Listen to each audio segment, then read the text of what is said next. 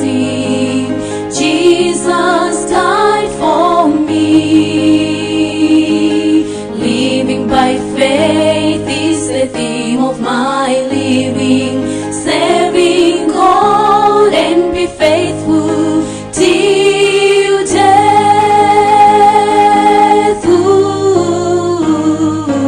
When this life is over and the wake is ended, Jesus Christ to come and take me home, where there'll be no sorrow, all His peace and joy. Forever we will sing redemption song. Jesus, I will praise Him after all, for His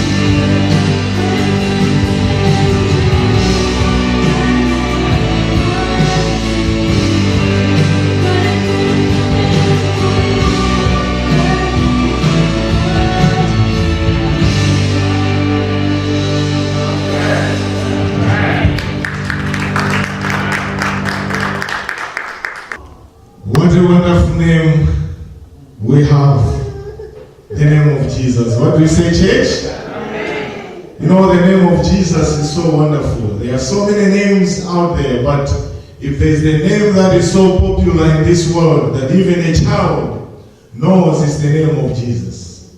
Jesus is the Son of God, and Jesus has been preached. The name of Jesus brings hope. What a wonderful name we have, the name of Jesus. Thank you, Victoria, for the wonderful song. I hope we have been blessed. And thank you so much, each one of you who has taken part, my wife, Vincent, and everybody who has taken part, our elder in the Kumenda, for the prayer. That was a very powerful prayer. And thank you, my brother, Pastor Elia. Thank you so much. There are so many things that I've learned from you. You have been a good friend in good times and in bad times. You know, sometimes you need to have a confidant, somebody who can come to you and challenge you. It's not always good to have a friend who always commend you, but you need to have somebody who can come and say, hey, my brother, I think this is not the right direction. Thank you so much that God united us here after we separated in Malawi, but God saw it fit that you can come over here. May God bless you. It's an honor and a privilege that God has given me today that I can share with you something that I'm passionate about. Something that I've been praying, and I asked even people to pray for me, because there are some times when you are supposed to move. When things are not working well, you need to challenge the status. You need to challenge the situation that is over there. I've been a pastor in various places, and one of the things that I don't like, that I feel sorry about, is to have a church that apologizes each and every time for not doing things because maybe they don't have funds, they don't have resources. You have been in places, in churches, where even the church will fail to produce a mattress for a pastor to sleep in. You've been in churches where the church will not even have money to put food on the table when they have meetings. You have been in churches where they don't even have a book where they can do an announcement. They only get papers, pieces, and write announcements on. They don't even have a pen. They don't even have, and you say this is the church of God. And this is the church that God died for. We are the remnant. We are the church that know the truth. But we have a powerful God. We have a God who says He owns each and everything. Why are we poor? It's something that we have to recognize. There are so many promises from the Bible, where the Bible is talking about if we trust in God and keep His commandments, He doesn't want us to become tails. He wants us to be what? Heads. But why is it that so many times, if we are in a community, sometimes God places us in a community where it's a church center, where there are so many churches, and you find our church is there, and you look at the church and you put them on scale. It is very unfortunate sometimes that our church looks so bad to an extent that it cannot represent us well. As much as we have truth, I want to tell you this, that even truth is like you having a cup where you have something in the cup. You cannot drink from the cup that looks so dirty. You have to wash the cup for somebody to be attracted into what is in the cup. As much as I may be thirsty, but if I ask somebody for water and you give me a cup that looks so dirty, all my thirst will go, because the cup does not look well. In other words, as much as we say we have the truth, we also need to be represented well. Hallelujah. So in this series today and next week, Sabbath, we're going to see why we have a rich God but poor churches. Is there something that we can do about? But for today, I'm going to share with you, run your church as God's business. Shall we bow our heads as we pray? Our gracious and loving Father, we come before thy throne this afternoon. We know, Lord, we are tackling the subject that may be thorny, but Lord, this is biblical. some things better be said instead of being quiet. Because we cannot be comfortable when things are not going well. There are so many things, Lord, that you want us to do, but we fail because we have placed ourselves in a place where we're incapable of doing various things. We serve you a rich God. We serve you a God who promises us that you will never forsake us and you will make us heads, not tails. Therefore, as I speak today, I ask the power of the Holy Spirit. Imbue me with your power. Touch my brain cells so that when I speak, Lord, let your word flow. Let your word find a fertile soil in our hearts so that it can bear good fruits. There may be others who are listening from social media platform, and even others who listen to this message wherever they will be. But Lord, I pray that may you charge it with your power. It's a prayer that I'm praying, trusting in you, Jesus Christ. Amen. Vincent has read two texts. John 3, verse 16. I love this verse. It's a well-known verse. It's a verse which summarizes the whole gospel from Genesis 1 to Revelation. What does it say? For God so loved the world. And after he loved the world, he what? He gave his only begotten Son. That whosoever, in other words, it's very inclusive, that whosoever believeth in him should not perish but have what? The very important thing than anything that you may accord, that anything that you may have, that is eternal life. Eternal life is an invaluable asset that you cannot even pay a price on it. It is something that is eternal. But he's saying it is very easy for you to get it because it is through Jesus Christ who died on the cross. This is the whole gospel. This is the job description that Jesus has, to save humanity, to redeem us from this world where we are trapped by sin. And then next, the other text that he read was Luke chapter 2, verse 49. Where is a story about Jesus. You know, Mary and Joseph, they took Jesus to Jerusalem, where they had worship over there. And after they attended worship, they left. But because it was a caravan, it was a good group trekking from Jerusalem to their various places. It was very easy, kids pray around. They thought Jesus was with them. And when they went home and arrived, they discovered that Jesus was not with them. They looked everywhere where they thought, to their aunts, to their uncles, to their relatives, asking, did you see Jesus? And they said, we did not. They decided to go back to Jerusalem. And when they went there, they said they found him in God's house, talking to the leaders over there. And when he was there, the parents talked to him. Why have you troubled us?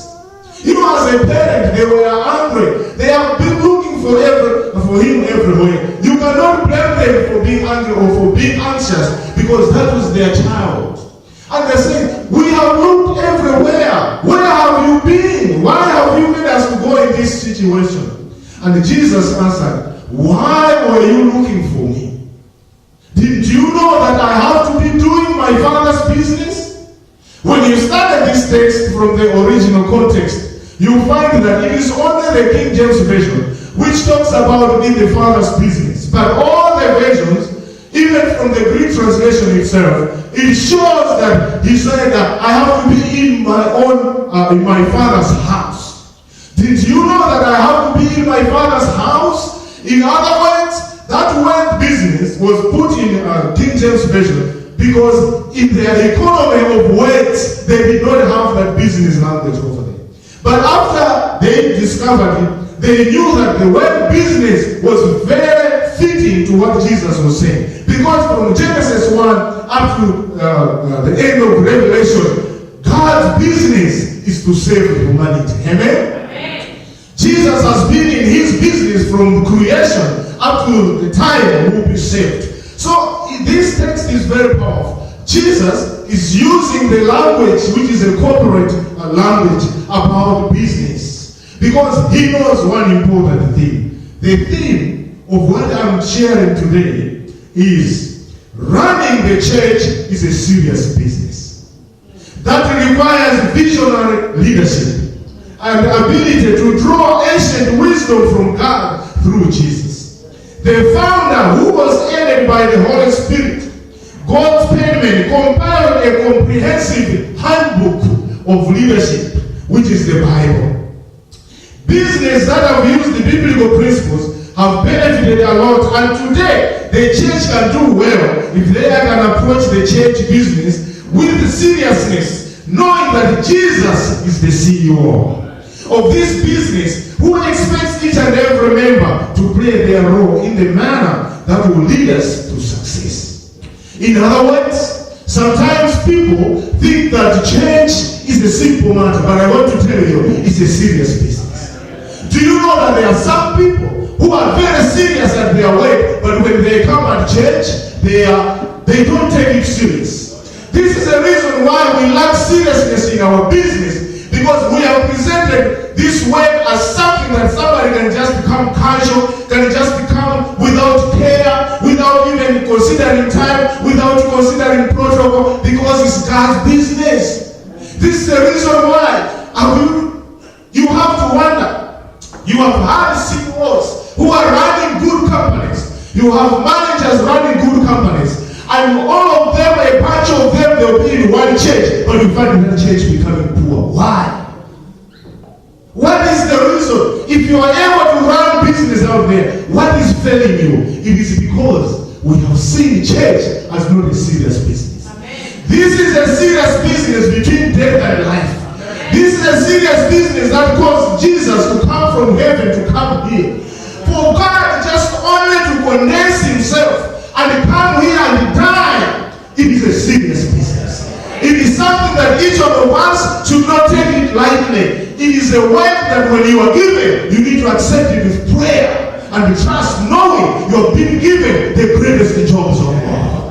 That's the reason why you see people who trust in God. You can be a CEO at the company, but when you come to church, when they elect you to become a deacon, you will not say, no, this is a small job.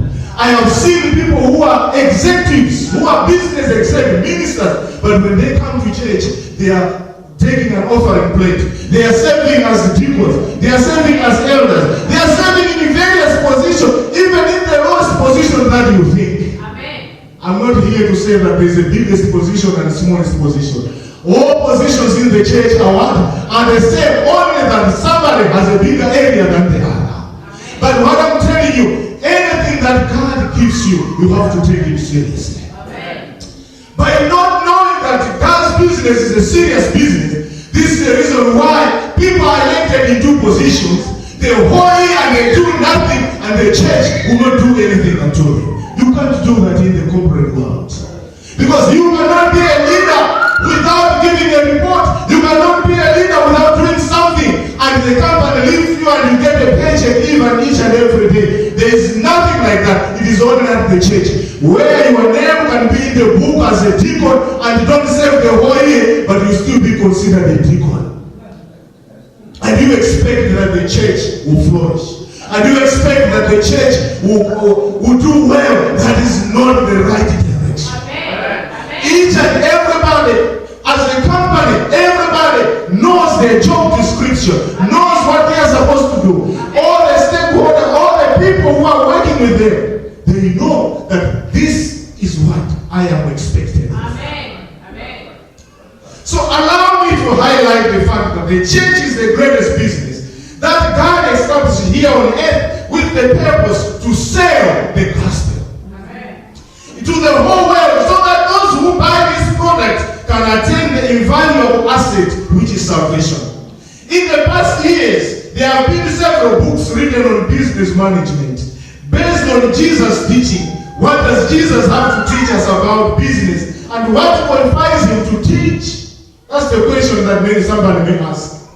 But I want to first of all to look at what Jesus taught. Not long ago, many businesses believed that it was good enough to offer quality product at a competitive price. This philosophy literally made some companies to go bankrupt and caused others to experience losses and downsizing. Jesus taught the key to good business is service. Matthew 5 verse 41, the last part, he said, if you have been forced to walk a mile, how many miles should you take? Take 2 miles, in other words, add it, double it up. When dealing with our clients, it is important to remember not only to meet expectations, but to build them. In other words, if you want to be successful, don't just settle for smaller things. You have to settle for higher things. You know, many of us, we love those mangoes that are just lower hanging mangoes. But you need to get those good mangoes. Lower hanging fruits are the ones that even children will touch the floor, and everybody can just touch them. Have you seen people who eat even a mango when it is on the tree? Because it is low hanging. But it's those ones who want to have good mangoes are the ones who go higher for you to get a mango. When I was a child, I used to cry because all the mangoes that I was getting were those mangoes that were down, that were beaten by various stones. But the good mangoes were only for those boys who climbed higher. In other words, you need to aim high. That's what Jesus is trying to say. Even in business, you need not only to meet the expectation, but beat it to the best. In Matthew chapter 11, verse 4 to 5, Jesus demonstrated by his own ministry that service was a job. Go and tell what you saw, what you have seen. You know, when Jesus was here on earth, when people were healed, when he did all those things, and when people came to ask him, he told that when people were, because John, when he was in prison, he was doubting that, is this Jesus? And they sent a delegation to say, if Jesus is the Son of God, why is he allowing me to be in this situation? Go and find out from them. So when these disciples of John went to him, he did not say anything. He just said, go and tell them that the blind receive their sight, the lame walk, the lepers are cleansed, the deaf hear, the dead are raised, and the poor have good news brought to them. In other words, service was the greatest key in his God's business. In other words, what he was trying to say, he did not market his work by saying, no, I am the Son of God. But he said, let whatever my hands have done be the witness of what I'm doing. In other words, sometimes we have preached about good things, but the people are supposed to see the results of what we are doing. Amen. People do not care. People are not caring how many doctrines, good doctrines that we have, but how do we play them down there? How are they changing the environment that you are in? How are people benefiting? You know, sometimes you have to ask yourself as a church, why is it significant to have a church at this place? If this church is moved away, will people miss this church? Some buildings, you know, some churches are just like another building in a community. A church has to be significant in a community, in the way that even those who are not members in that church should see that church as a place where they can go for shelter, where they can go for help, where they can trust. But sometimes it's just one building amongst others in a community. God forbid. God wants us, our ministry, to change the outlook of the community that we are living in. Good service is the sound business advice. A quick reading of any recent business periodical will show. But Jesus dealt with tough matters too. For instance, he taught that it's good business to pre-qualify your clients before you try to make a sale. Do not give what is holy to dogs, and do not throw your pillows before swine. Matthew verse 7, 6-8. In other words, when he was telling to this woman, he was trying to say, as a business leader, you have to be very calculative as to where you spend your time trying to market your products. Amen. You need to know your community. He was in the amongst the Jews. He was trying to say, you have to be very calculative. You know, sometimes we care so much maybe about others, forgetting that before you go out there, you need to be a good leader within your own community. Amen. Amen. How do you take care of the members that you have? Because even in evangelism, there is in-reach and what? Outreach. In other words, the church has to take care of its members as well as those who are out there. Amen.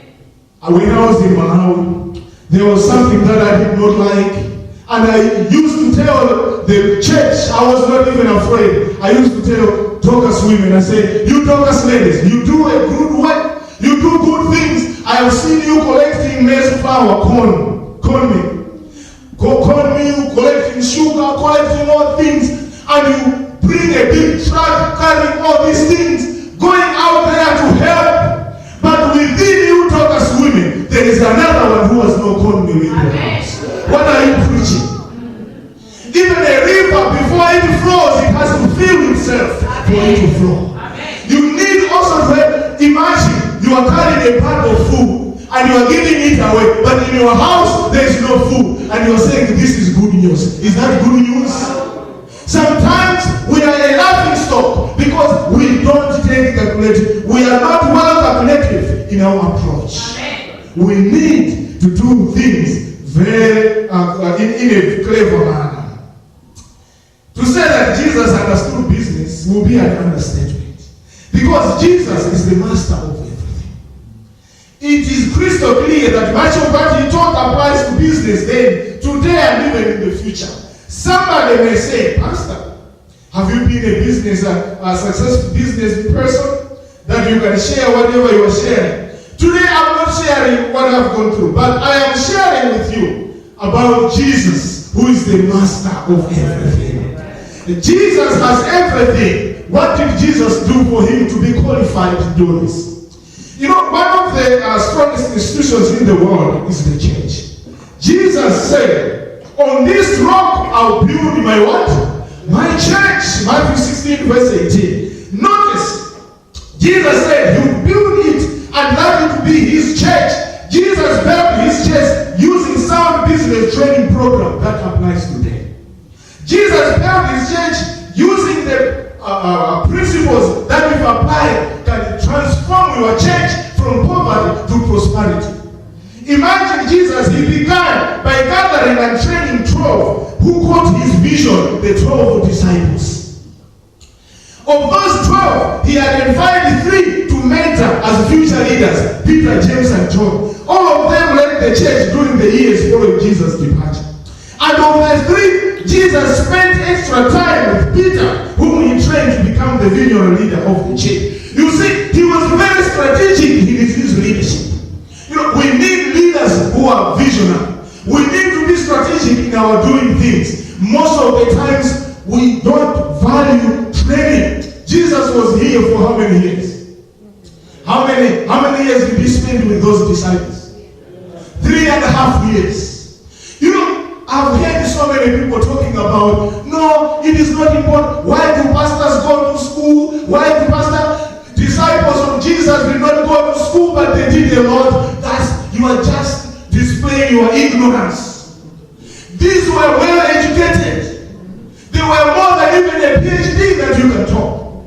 If you are with a teacher and you are in the college, whether 7 years or 10 years, you only go there a semester, you go for break, you go there 7 hours, you go. These guys, they were with Jesus 24/7 for 3.5 years. Amen. Their coursework was designed by Jesus. If Jesus can just come and teach you for 1 week, you can get a PhD. Because he is a master teacher. But these guys were well trained. So do not disqualify education. Education is very important.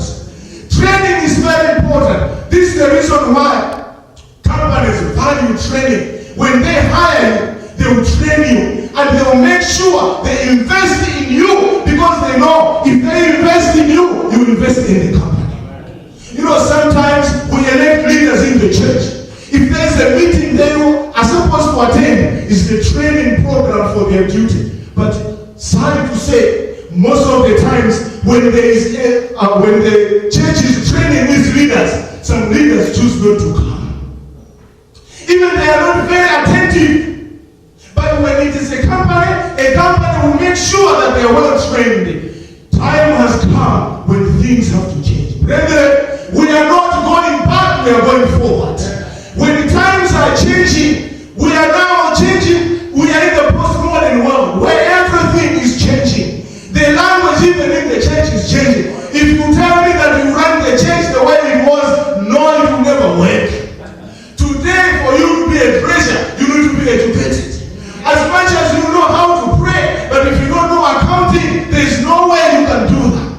Because there is accounting language in treasury. You know, I've grown in a time where each and every responsibility in the church was just voluntary. But do you know that we have moved from that time whereby now people are being hired to do God's work.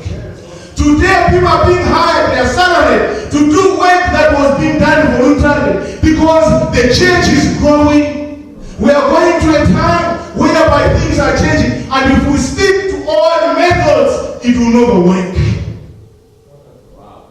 It will never work. Amen. We are going towards a direction where things are changing. Amen. Everything is not the same. And even the way we run our church, here in America, if you go to any other church, it is not just saying, oh, thank you for coming to preach. They know that it's a service. They will give you something because they know that's the service. Amen. They are thanking you for doing that. We are moving from a time of just not saying thank you, but they are giving you something. Why? It's a service.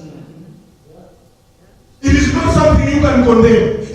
That's the direction we are taking. Even people who play,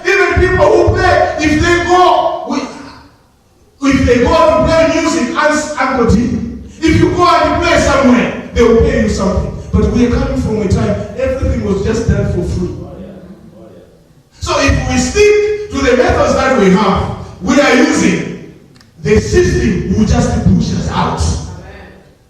Because times that we are living in requires new methods of leading. While we are doing that, we need to realize that these new methods are not man-made. They are coming from the Bible. That's why today I'm sharing this. It is not another gospel. It is a gospel within the gospel.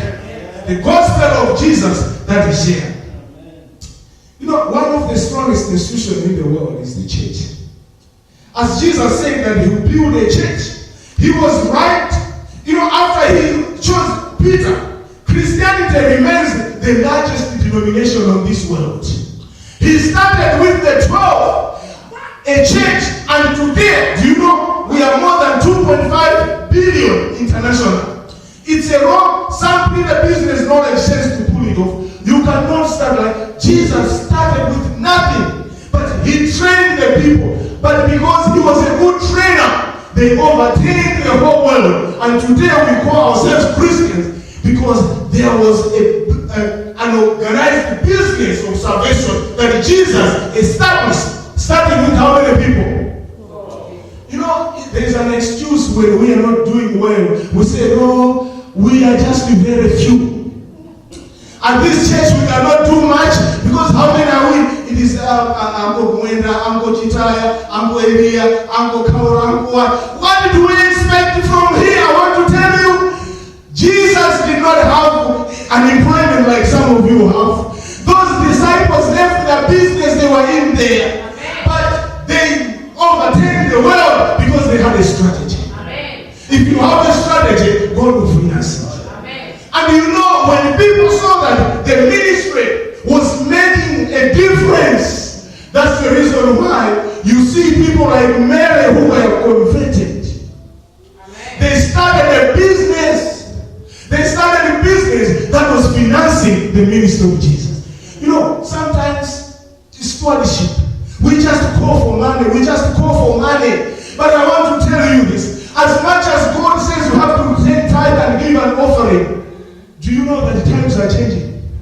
As much as we may not agree, but we are moving from a time where people are just dishing money.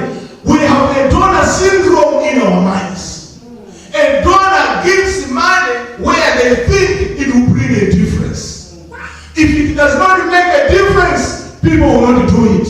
It started at that time. Jesus did not say, bring your money.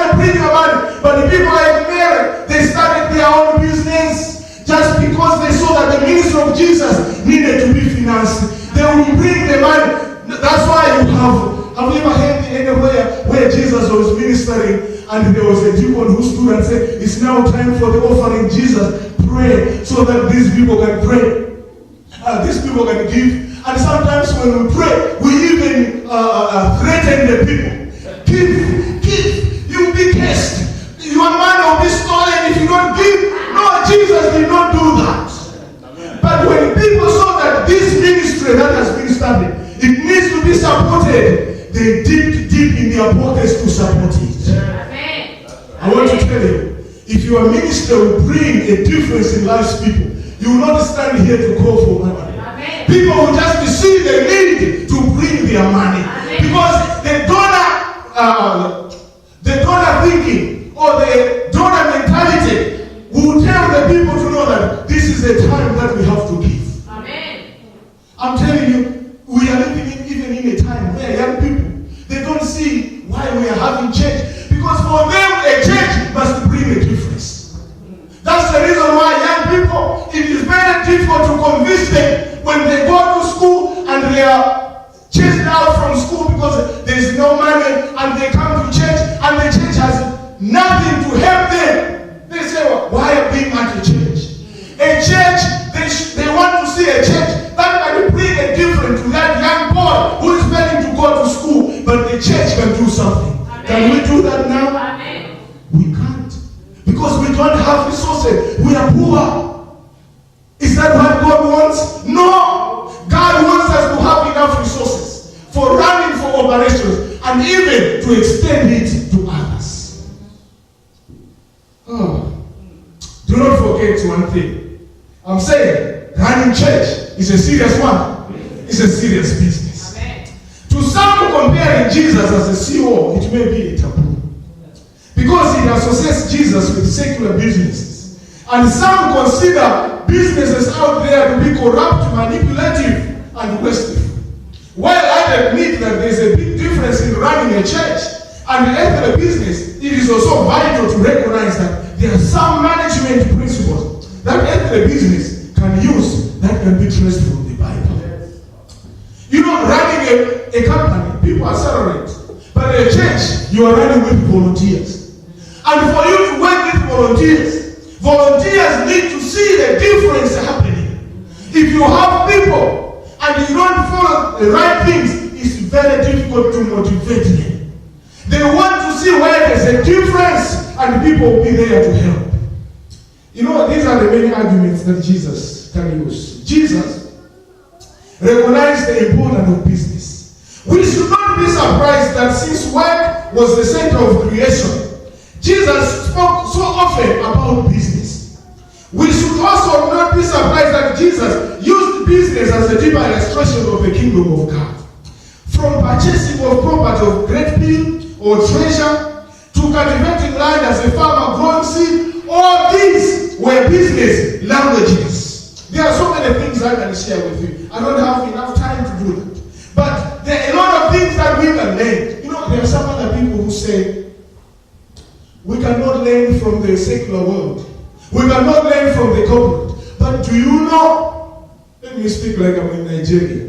Do you know that by Jesus Christ being here, the parables that he used, the teachings, the illustrations that he used, he borrowed earthly language, but it was birthed by heavenly language. Amen. In other words, Jesus is a good teacher. Amen. He starts from the known to the what?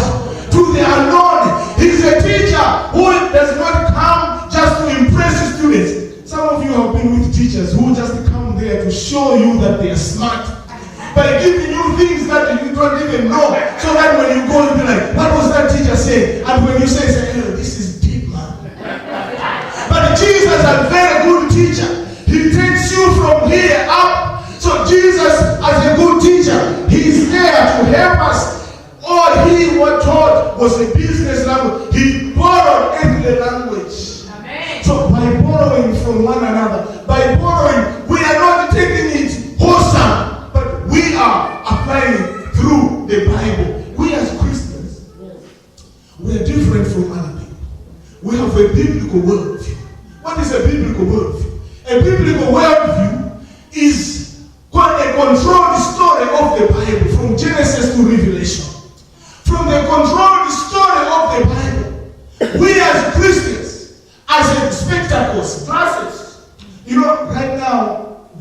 if you see me wearing glasses, it's because I'm having difficulties now. Okay, there are times when I'm sitting over there, I was telling my wife that I'm having a hard time to read when it's a small font. My eyes are going. Very soon I may be using glasses. Ask these people who use glasses. If they don't have glasses, their vision is very dim. But once they put on, everything comes crystal clear. So having a biblical view or worldview helps you to look at the world and be able to transform what is happening according to God's view. Amen. Therefore, the biblical principles that we are sharing, as much as we are saying we are learning from the world over there, you'll be surprised. You know, in God's providential powers, they saw it fit that one of them must come here on earth. You know, this was a phenomenological experience. Phenomenology as a study of lived experience. God decided in their triune God, they decided one of them to come here on earth and live the life so that he can understand. So Jesus, as the active agent of the Godhead, descended and he came, he was born, and when he was born, he was called Emmanuel, God with us. And his job description was given that he was born to save the world. To save the world, Jesus lived on this earth. And he was tempted in all points. He had two natures, humanity and divinity. But they are saying there are times divinity flashed through humanity when he forgave, when maybe he did some other miracles. But most of the time he was human. That's the reason why Jesus would say, I thirst. And that's why Jesus said, I'm weak. In other words, God as the divine, he's never tired. He doesn't need food. But for him to be like a baby, he experienced this life so that he can understand us. Amen.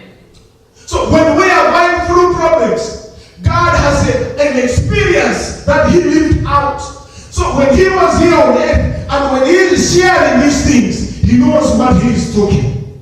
That's the reason why when you want to come down to earth, we find that Jesus is the mentor because he qualifies. He was here on earth and he knows how to run God's business. One of the things that Jesus did by coming down, it was what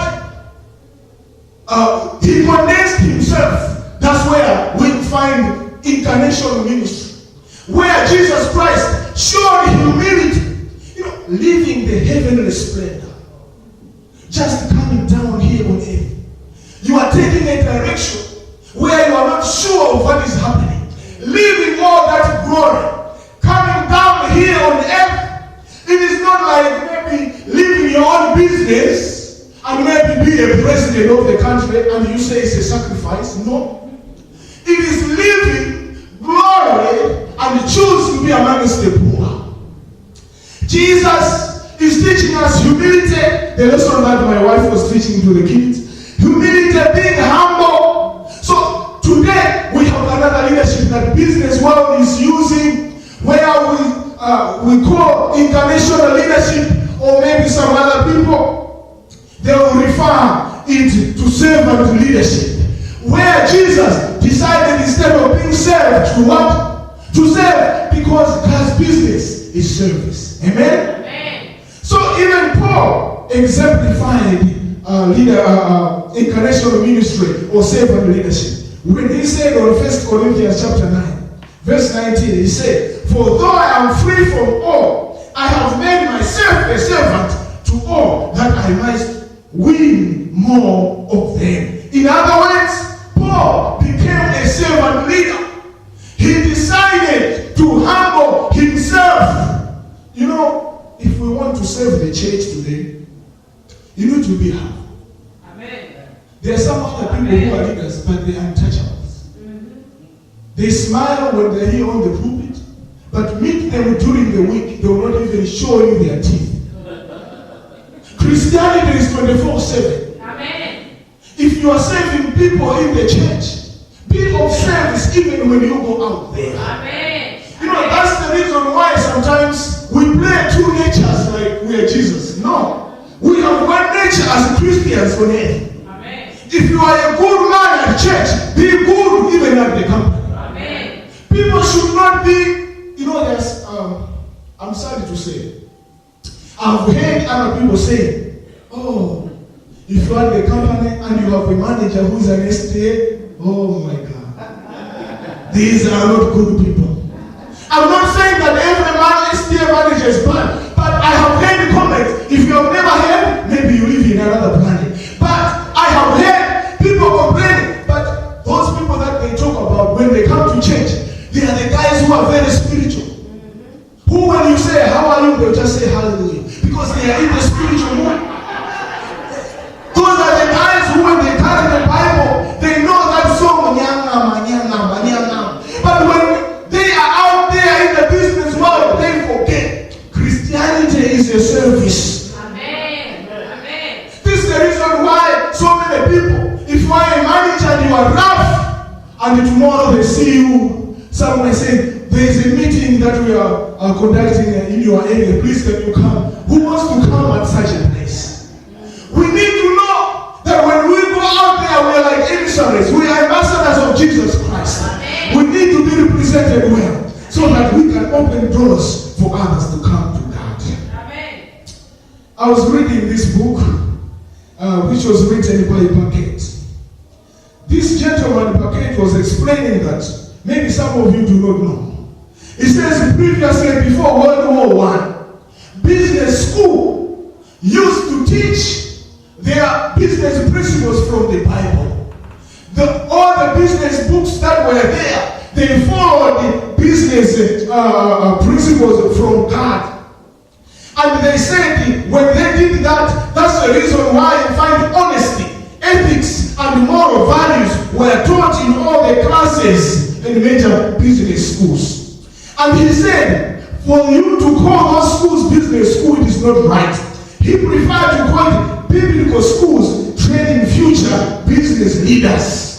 In other words, they were taught that. But after World War I, they say that things changed when the politicians now took over power from the business people, and they started now putting on pressure on them. That's why now things move from there, and their training was there for them to benefit a lot. And they say now things got worse because they took away all those books and started teaching business principles that are manipulative. The business gimmicks that will just swindle money from us. But previously, they used to teach them that if you are a business person, you have to be honest with your products. No wonder today, those who are following the new books that do not use the Bible principles, they are the ones who are selling us junk, who are even cheating us because they are not using that. But always there will be a remnant. Do you know that today we have other leaders who are still following servant leadership? Maybe some of you knows the CEO for Facebook, Zuckerberg.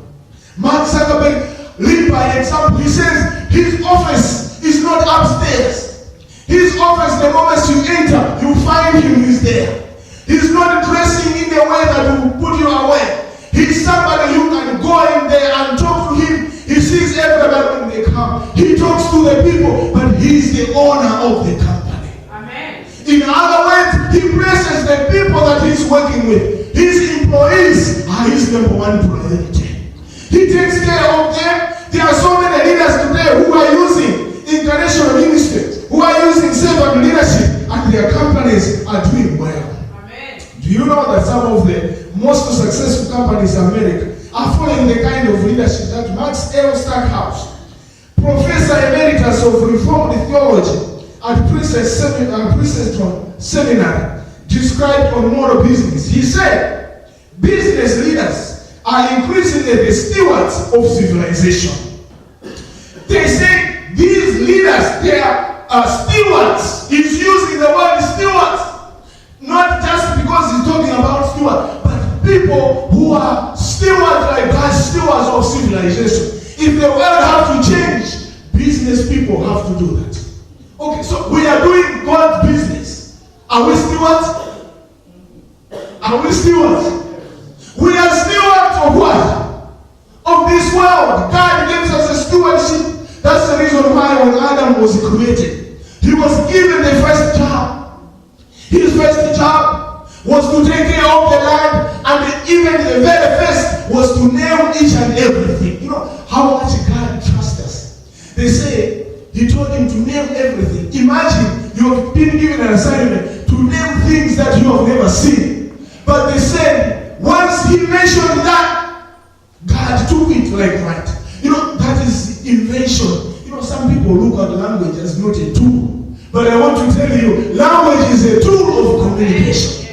So God is endowing man with gifts beyond his capability. The tool to create things or to make things, God creates, but he shares his creative power by allowing us to make some other things. In the original language, creation and making are different. So we can make things, but God can create. Amen? So we can bring change.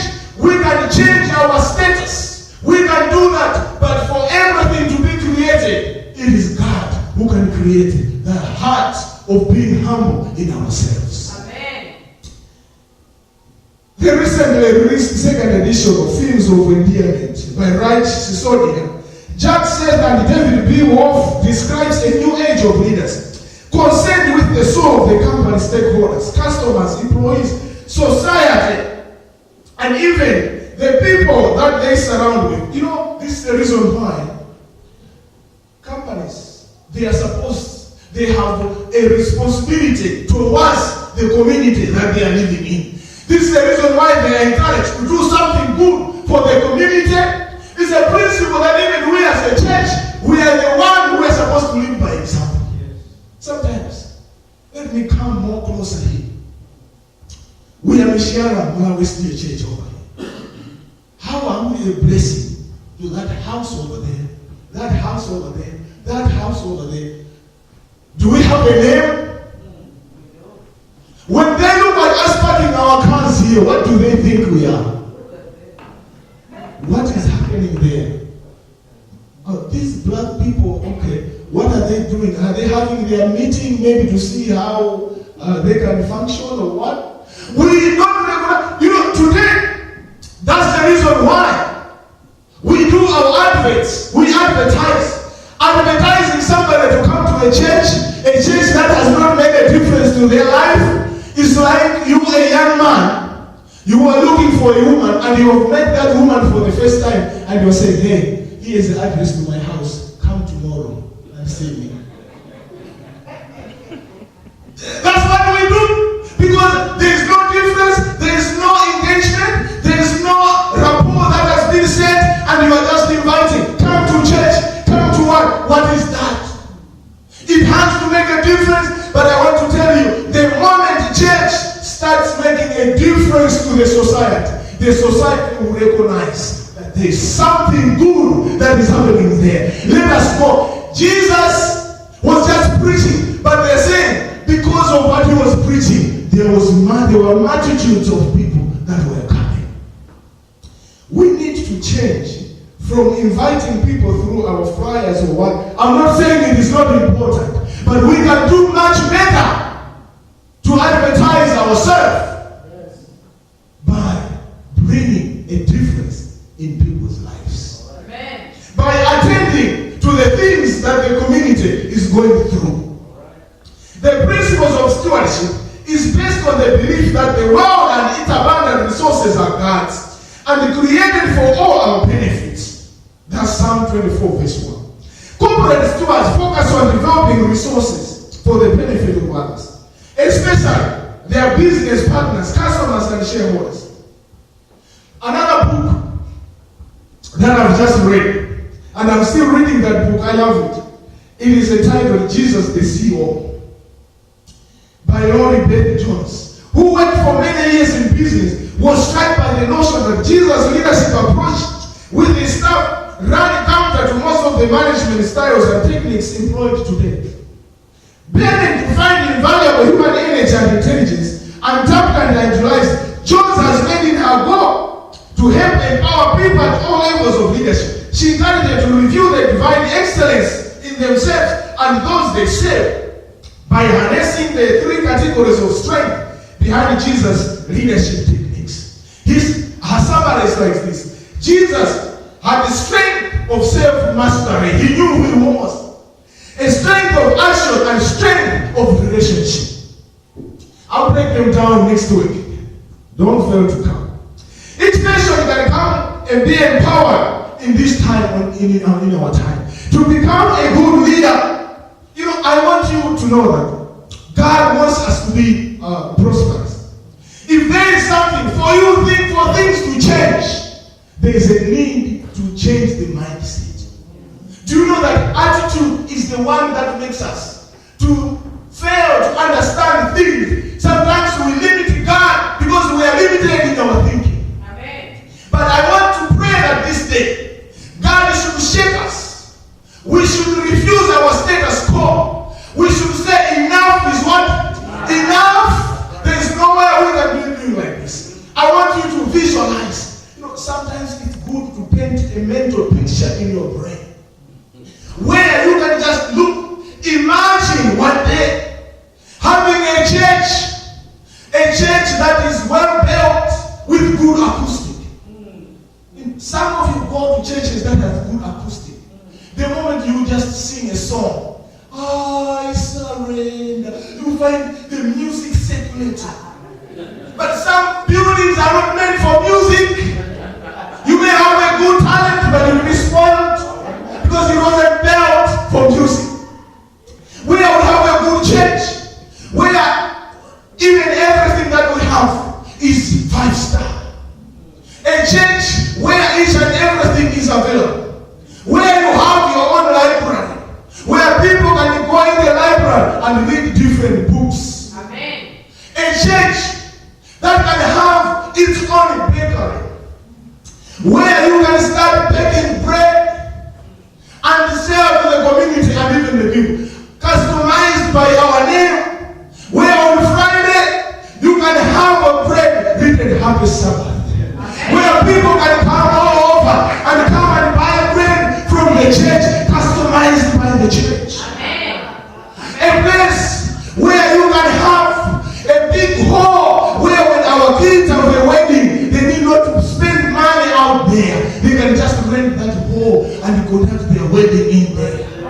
And when communities have got organizations or meetings that do not break our fundamentals, they can even rent it out so that the church is even getting some funds. A church that has a parking lot where you are ready to be blessed, which can carry even 500 cars. Sometimes you go in the village, when you see the size of the plate that the deacons are carrying, that's how much they are ready to get. Sometimes we limit ourselves. Do you remember those plates we had long time? They were metal. When we used to have we sing the song, win, win, win, win, win, win. They were very little plates. There was no time when it was full. Those people who designed that cup, that plate, they knew our people cannot give you beyond this. When we open up for God's blessings, we will never carry a small plate. We will carry maybe a big basket because God is ready to bless you. Amen. Amen. I'm visualizing the church that has got its own things, a lot of stuff. Somebody is just trying to say, no, you are putting things at high stakes. That's not an attainable goal. I know. Goals have to be something that are measurable, attainable, something that we can. But we need also to add that you have to trust in God. Because there is nothing impossible with who? With God. If we trust in God, I want to assure you, there is a lot that we can do. When we have such a wonderful church, how many of you would love to be in that church? Let me talk to churches maybe that are out there. There are so many privileges. A church must be able to see a problem and come up with a suggestion. Or come up with something that they can do. There are so many opportunities. There are some people who are ready to say, no, Pastor, you are promoting something that Adventists don't do. The church manual does not do that. I know that church manual. Next week, I'm going to read with you the quotation from the church manual that we are talking about collecting offerings. There is a better way of understanding that. This is the reason why you cannot say that the church cannot conduct business. Who told you that? Church can conduct business as long as it is within the parameters of the Bible. Amen. There is nothing wrong today. You condemn these young people because they are wearing a clothes that instead of wearing they are naked. Why not have your line of clothing where when people come they can find better clothes? Why not have a line of products like people now are going plant-based? Why not have your own store or your own garden where you can grow those stuff and sell to the people, members who are looking for plant-based stuff? But we are busy today going to those people of the outside world where some leaders maybe who don't know the business principles that were taught before they took away the Bible from business leadership. They will tell you that it's 100% juice. And when you drink it, you say, I know guava. This is not guava. The 100% guava, I had it, is not, but it is written 100% guava. Why not have your own place where you can sell 100% guava? And people around the community, you know, if you go to Adventist and you are looking for 100% guava, we'll find it there. Amen. You know, you have to be creative. I am telling you, what I'm sharing today, you may not catch it. But somebody or another church that may catch this vision, you may be surprised that their church will surprise you. They will move from poverty to what? Prosperity. Following God's principles, there is a better way of working around. If churches can open a school, if churches can open a nursery school, if a church can open a hospital, if the church has all those, but you just say, no, there is only a way. It's tithe and offering. I want to tell you, God is not against diversifying our source of income. Tithe and offering will be there. But one thing that you have to know, if there is a way we can minister to others while we are getting something. Because out there, the things that they are selling are not right. And their prices are not good. But when we are Adventists, we will follow God's principles. That don't look for supernormal profits. Do the business knowing that you are saving the community. And you don't charge, even the measurements that you use, let them be right. Amen. You know, in some villages, like where I pastored at Pastor Eri, some villages over, you find there's no mess meal. People walk for 2 hours for a mess meal. Imagine the church raises money to have the mess meal for the church that runs from Sunday to Friday. People come there to do their stuff, and on Saturday, everybody will be like, oh, that one mess meal doesn't work on Sabbath because they're simply the Adventists. And even the best that you are using when you want to measure are not those ones. Do you know those ones? Where when they make a plate, it will look big, but down there, it has been deformed so that they cheat you. But the people will be like, oh, I've gone to miss me, but over there, they are very good people. In other words, you are getting something while you are communicating the gospel. Amen. This is the best way that we can do. We have to think strategically. We have to think according to the time and come up with the resource. And that's what God wants us to do. I want to finish. Let me invite the praise team to come in front because I'm about to ask them about something before I sit down. You know, I have believed that God can do anything. Do you believe that?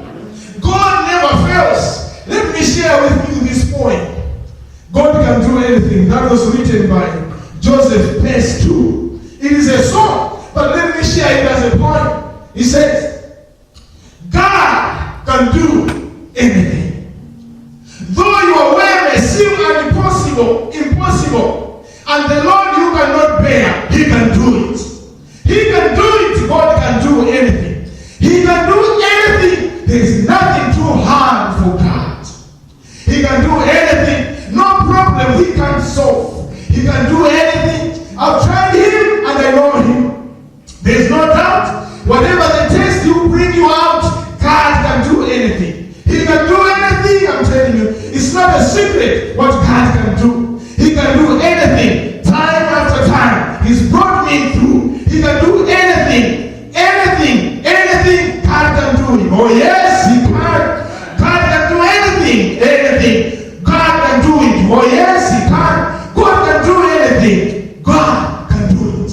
Amen. God can do it. Amen. God can do it. Anything, anytime. Just trust in Him. Stop being worried because God is a powerful God. God can change our status if we trust in Him. I wanted them to sing that song. God can do anything, anytime. He never fails. Change your mindset and trust in God. May God bless you all. Amen.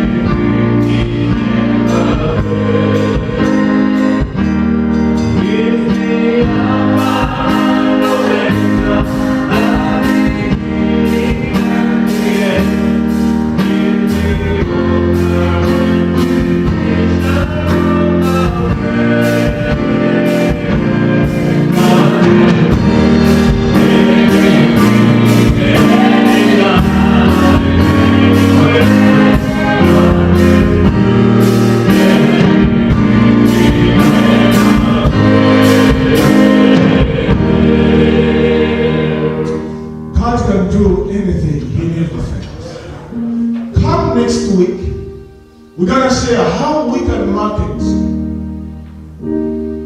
the church using the principles that Jesus built his church.